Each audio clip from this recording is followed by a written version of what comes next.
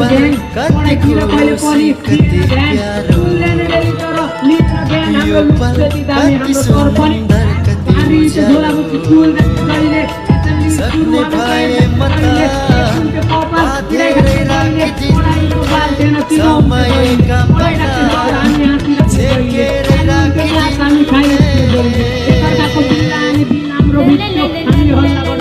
अफिससम्म पुग्थ्यो